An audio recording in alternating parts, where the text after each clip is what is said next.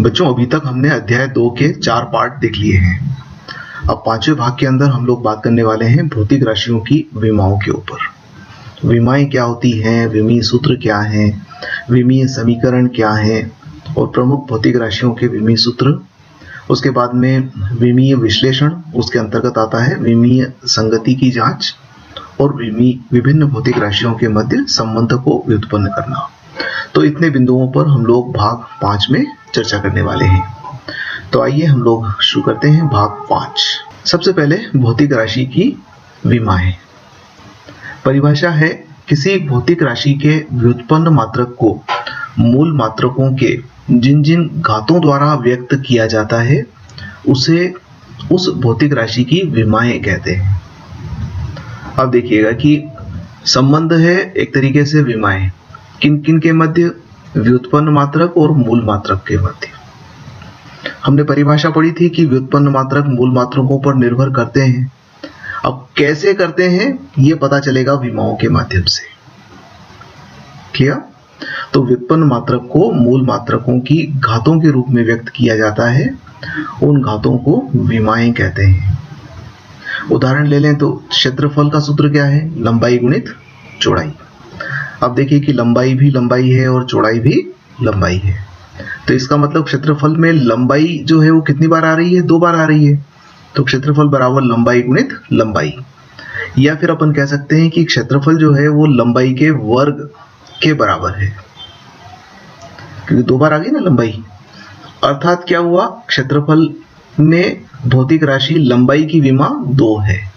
लंबाई क्या है, मूल भौतिक राशि है।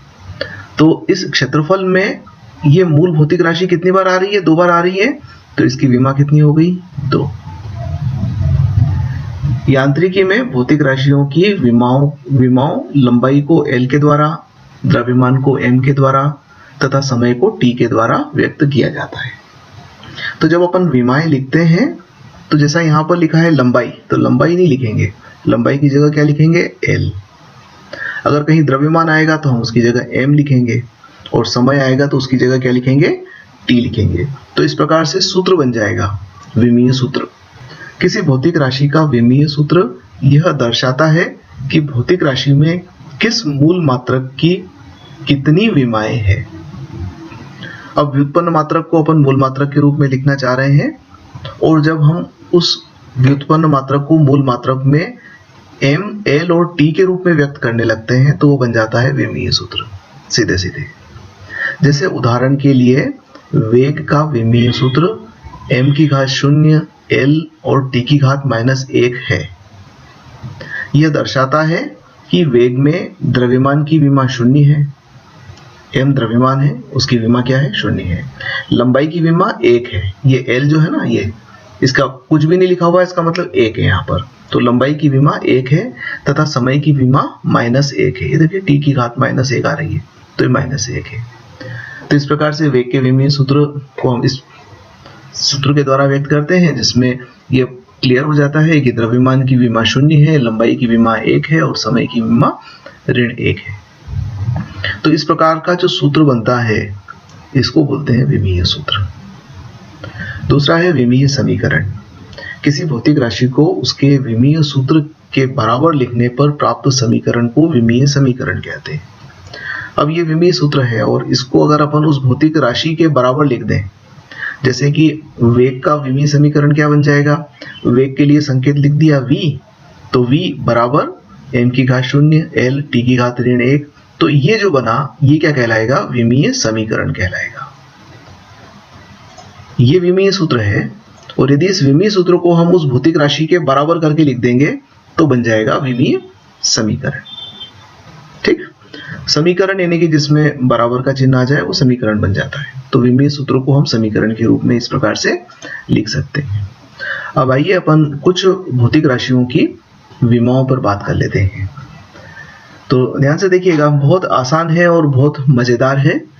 क्षेत्रफल का सूत्र क्या है, लंबाई गुणित चौड़ाई। अब लंबाई भी लंबाई है और चौड़ाई भी लंबाई है, हमें लंबाई को L लिखना है और चौड़ाई को भी L लिखना है। तो यहाँ पर विमीय सूत्र के रूप में हम इसको क्या लिखेंगे, L गुणित L यानी कि L वर्ग, ये L वर्ग लिख दिया।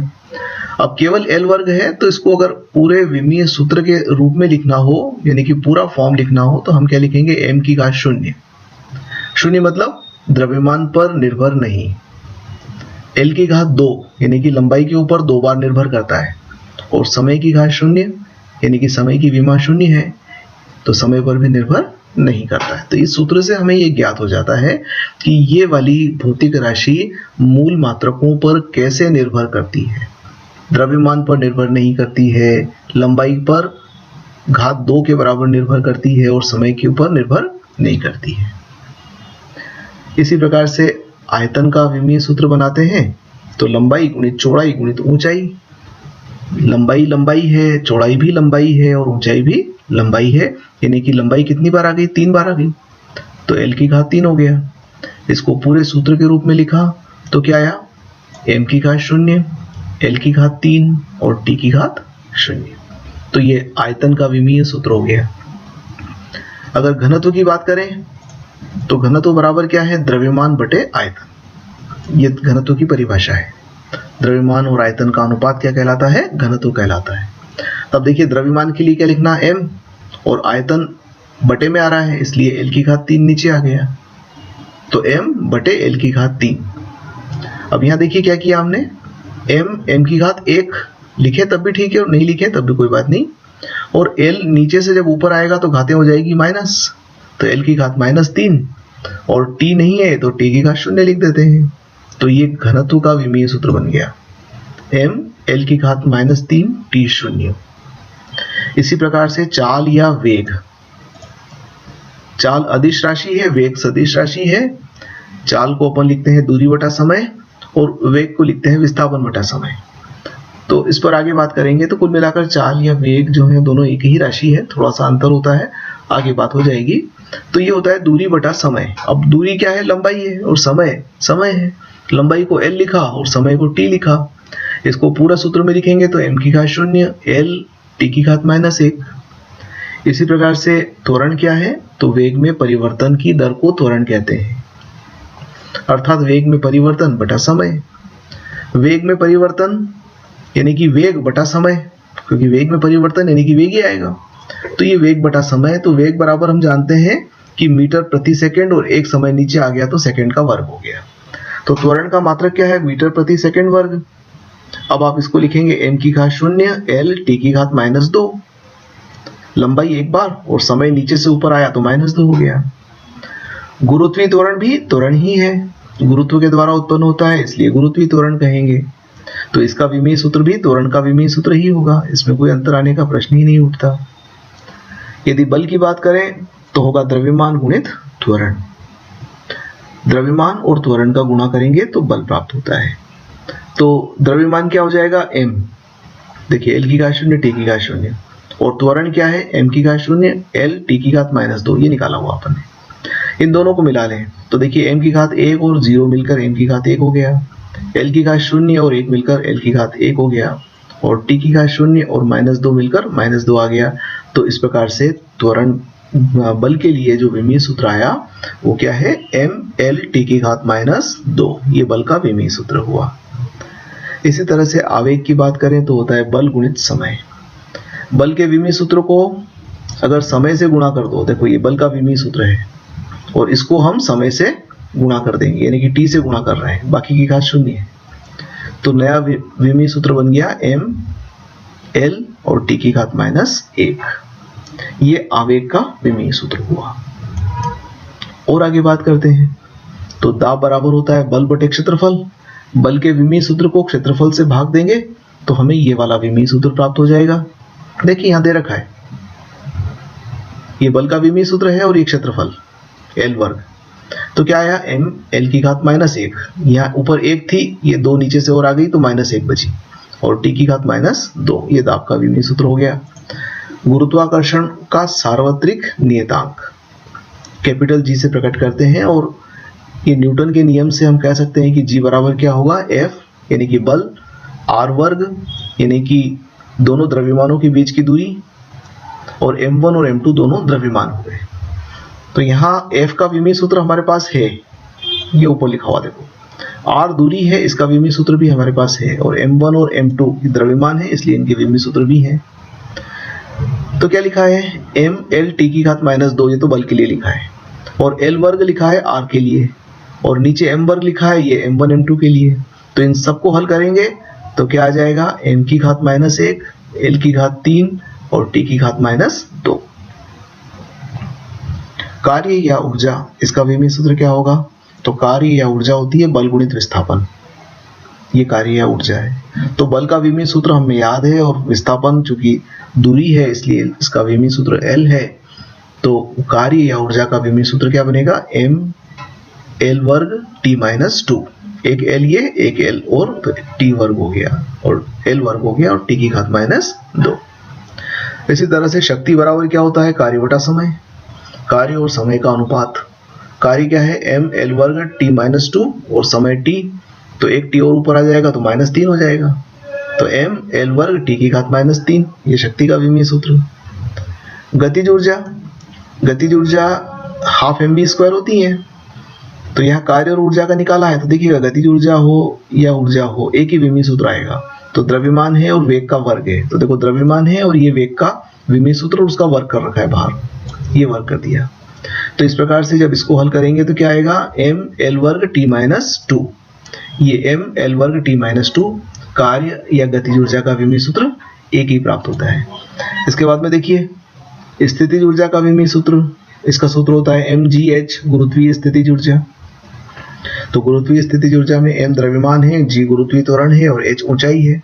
ये तीनों विमीय सूत्र लिख दिए, देखो m ये त्वरण के लिए और ये ऊंचाई के लिए, इन सबको मिला लिया तो बन गया m l वर्ग t -2, ये स्थितिज ऊर्जा के लिए हो गया। इसी प्रकार से पृष्ठ तनाव की अगर बात करें तो इसका सूत्र होता है बल बटे लंबाई। आप सोच रहे होंगे कि ये सब कहां से आ गए, ये बेटा आप लोग जब आगे पढ़ेंगे भौतिकी में तो हमें एक एक करके सब चीजें आएंगी। जैसे जैसे हम चैप्टर्स पढ़ते जाएंगे उनमें ये सब बातें हैं, कुछ भी नया नहीं है। 11th में आप सब पढ़ लोगे इन चीजों को। और यहाँ पर चूंकि अभी सीधा विमीय सूत्र हमें पढ़ना है तो अपन हर चीज को डिटेल नहीं कर पाएंगे। तो जैसे जैसे आगे आएगा कि पृष्ठ तनाव, इसकी परिभाषा हम देंगे, बल बटे लंबाई होती है। बल का विमीय सूत्र लिखा और L लंबाई के लिए L लिख दिया, तो पृष्ठ तनाव का विमीय सूत्र आ गया m L0 t -2। तो ये पृष्ठ तनाव का विमीय सूत्र हो गया। नेक्स्ट बल नियतांक, ये भी होता है बल बटे विस्थापन। तो बल बटे विस्थापन यानी कि बल का विमीय सूत्र और विस्थापन L आ जाएगा। तो इसका विमीय सूत्र भी पृष्ठ तनाव के समान ही आया, m L0 t -2। प्रतिबल क्या होता है, बल बटे क्षेत्रफल। दाब भी होता है बल बटे क्षेत्रफल, प्रतिबल भी होता है बल बटे क्षेत्रफल। तो देखिए ये बल हो गया और ये क्षेत्रफल हो गया, तो ये बल बटे क्षेत्रफल का विमीय सूत्र आ गया m l -1 t -2। प्रत्यास्थता गुणांक बराबर होता है प्रतिबल बटे विकृति। विकृति अभी तक नहीं आया है पर मैं आपको बता दूं कि विकृति विमाहीन है। लंबाई में परिवर्तन बटे लंबाई विकृति होती है, तो लंबाई बटे लंबाई यानी कि L की घात 0 आ जाएगा। तो इसका अलग से विमीय सूत्र लिखने की आवश्यकता हमें नहीं पड़ी, या चलो हम इसको लिख देते हैं विमीय सूत्र को। तो बल और विकृति का, प्रतिबल और विकृति का अनुपात जो होता है ये क्या कहलाता है, प्रत्यास्थता गुणांक कहलाता है। ये विकृति के लिए आ गया। तो चूंकि L की घात 0 है तो ऐसा का ऐसा ही हमारा आगे भी आ जाएगा। तो ये हमारा सूत्र हो जाएगा प्रत्यास्थता गुणांक के लिए एज इट इज। तो प्रत्यास्थता गुणांक का विमीय सूत्र हो गया m L की घात -1 t की घात -2। तरंग दैर्ध्य दूरी होती है, इसका विमीय सूत्र m0 L t0 रहेगा। इसी प्रकार से घूर्णन त्रिज्या भी दूरी होती है, इसका विमीय सूत्र भी m0 L और t0 रहेगा।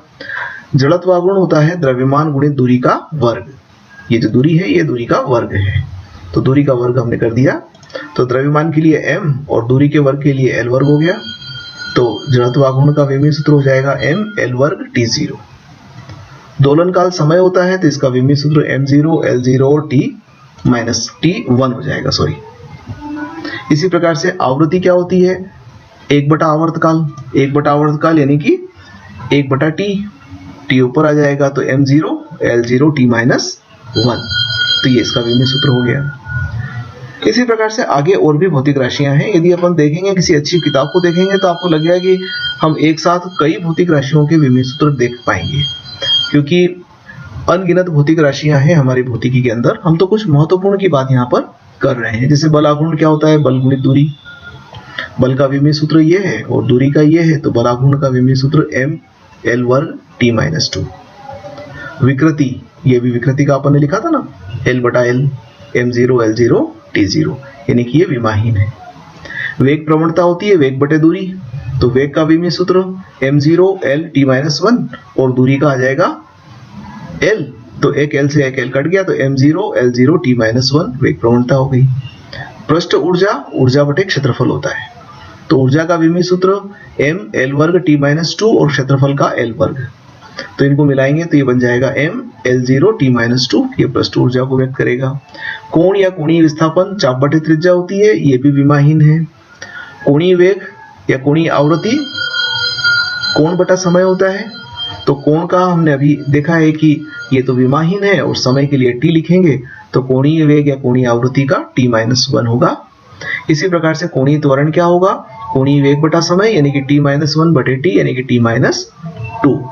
तो ये विभिन्न भौतिक राशियों के विमीय सूत्र हैं, हमने देखे। थोड़ा सा मैंने आपको इसको क्या है कि स्पीडी करवा दिया है।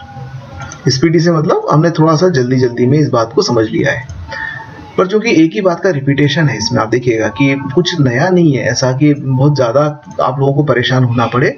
जब आप करेंगे ना इन सब चीजों को, तो आपकी प्रैक्टिस में आएगा ये कि भाई द्रव्यमान है तो m लिख दो, दूरी है तो l लिख दो, समय है तो t लिख दो, और फिर सूत्र में। अच्छा, आपने ये महसूस किया होगा कि बल देखो कितनी बार आता है। बल बहुत महत्वपूर्ण भौतिक राशि है हमारे भौतिकी में, तो यांत्रिकी में बल सबसे महत्वपूर्ण है और बल का विमीय सूत्र m l t-2। तो ऐसे विमीय सूत्र जब ये जीवान पर आ जाएंगे तो आपको ये बिल्कुल आसान लगेगा और बहुत आसानी से इन सब बातों को आप हल कर पाएंगे। आइए अब अपन बात कर लेते हैं विमीय संगति की जांच किस प्रकार से की जाती है। इसका सीधा सीधा मतलब यह है कि जैसे भौतिकी में बहुत सारे सूत्र होते हैं और उन सूत्रों की हम जांच करते हैं कि क्या ये सूत्र सही है या गलत है, या उस समीकरण की जांच करते हैं कि क्या ये सही है या गलत है। तो इसमें विमीय विधि का उपयोग कर लिया जाता है, तो विमाओं की सहायता से हम उसका शुद्धता की जांच कर सकते हैं। तो ये किस प्रकार से होगा, इसको एक उदाहरण के माध्यम से समझ लेंगे। तो किसी समीकरण की संशुद्धि की जांच विमीय विश्लेषण के द्वारा की जा सकती है। हम निम्न समीकरण की संगति की जांच करते हैं। जैसे कि एक समीकरण लिखा, बहुत प्रसिद्ध समीकरण है हमारा ये, गति का द्वितीय समीकरण कहते हैं इसको, x बराबर x0 plus ut plus 1/2 at वर्ग। x क्या है, t समय में चली गई दूरी है, x0 प्रारंभिक स्थिति है, u प्रारंभिक वेग है तथा a पिंड का त्वरण है। तो इस समीकरण में जो संकेत लिए गए हैं ना, वो ये संकेत है। अब प्रत्येक पद का विमीय समीकरण लिखने पर हम हर एक के लिए विमीय समीकरण लिख लेते हैं। तो x का विमीय समीकरण क्या हो जाएगा, l।